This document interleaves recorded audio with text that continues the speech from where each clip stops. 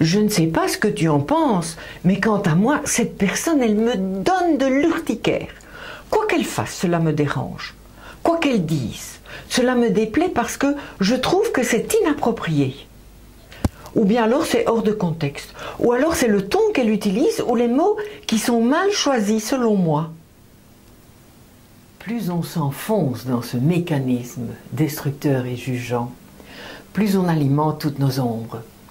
On devient tellement négatif par rapport à cette personne que notre visage se ferme et on entre en contact avec le mépris.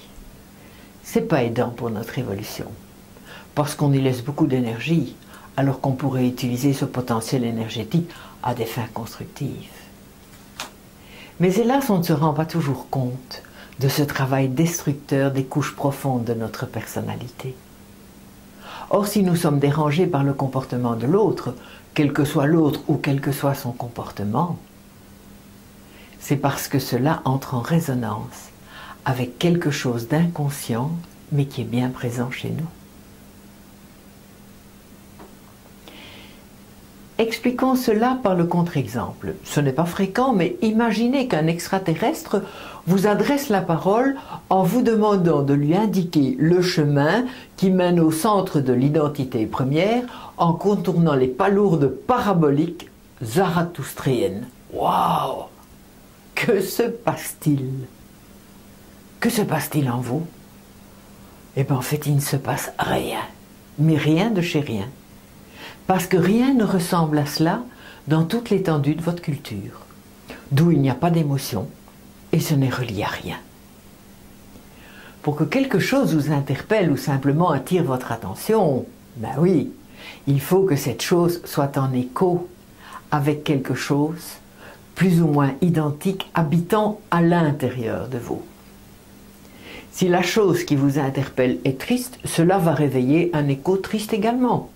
Si la chose interpellante est drôle, cela va réveiller de la drôlerie. Si cette chose interpellante vous rend coléreux, c'est parce qu'elle fait écho à ce que vous voulez ignorer de vous-même, quelque chose dont vous n'êtes pas fier, ou quelque chose qui vous rappelle de mauvais souvenirs. Et le fait d'assister à la manifestation publique de ce que vous voudriez ignorer est insupportable. Alors pour éviter de s'identifier à cette manifestation, on se disculpe en affichant de la contestation, du rejet, du mépris, afin de créer un fossé entre l'autre et soi. Le fossé étant ainsi installé, on se sent à nouveau en sécurité par rapport au jugement des autres. Ça ne nous concerne plus. Mais la plus petite possibilité de remise en question disparaît de notre paysage, tant on s'accroche à nos nouvelles certitudes, convaincus d'avoir raison et de ne pas être mis en cause.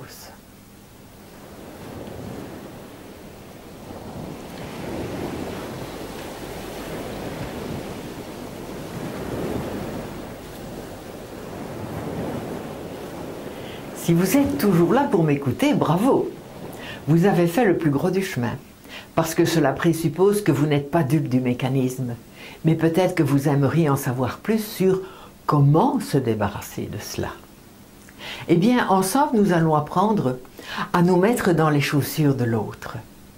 Au début, ce n'est pas facile, parce que ça peut réveiller chez nous le syndrome de l'imposteur. Ça peut nous donner l'impression que l'autre va le savoir et va nous en tenir rigueur. Ça peut nous donner l'impression que nous sommes en train de démissionner de notre ego. Ouh là là, ça pourrait être dangereux. En fait, non, c'est juste un contrat que vous allez passer avec votre inconscient, qui lui sait tout, car il a tout enregistré dans sa petite boîte noire. Alors vous choisissez un moment et un lieu tranquille où vous savez ne pas être dérangé. Et vous imaginez entrer dans les chaussures de cette personne dont le comportement vous dérange. Vous imaginez devenir cette personne. Vous imitez son attitude, son port de tête, sa respiration. Identifiez-vous le plus possible à son physique et laissez-vous ressentir ce que cette personne ressent à l'intérieur d'elle-même. Laissez-vous ressentir pour quelle raison cette personne manifeste-t-elle ce comportement? Quel est l'objectif de son objectif? Quelle est l'impression que cette personne a de vous? Quel est le sentiment qu'elle éprouve pour vous? A-t-elle des intentions particulières à votre égard?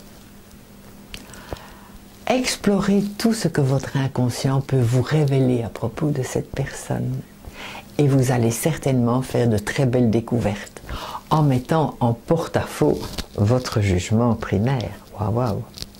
Vos yeux vont porter un tout autre regard sur la situation et sur la personne et sur son comportement. Et cela va apaiser votre ressentiment vis-à-vis d'elle. Parce que vous allez comprendre le pourquoi de ce comportement. Et tout va vous paraître simple et surtout logique. Vous allez perdre le besoin de juger cette personne pour vous défendre, car vous ne vous sentirez plus attaqué par ce qu'elle fait ou par ce qu'elle dit. Ah. Essayez, c'est magique. Mais ce n'est pas de la magie. En fait, parce que toutes les informations que vous allez récolter en faisant cela, eh bien, elles sont déjà présentes dans la boîte noire de votre inconscient. Mais toutes ces infos sont en stand-by. Elles attendent qu'on les sollicite. Notre boîte noire contient des milliards d'informations et il est impensable d'avoir bien sûr une telle quantité de mémoire à notre disposition. Imaginez le volume que devrait avoir notre cerveau. Donc, en se mettant dans les chaussures de l'autre, on ouvre le fichier qui contient toutes les informations concernant la personne. Et cette foule de données va nous permettre de dépasser nos concepts restrictifs. Alors, n'hésitez pas à le faire. Vous allez vous sentir grandi par le phénomène. Bon boulot.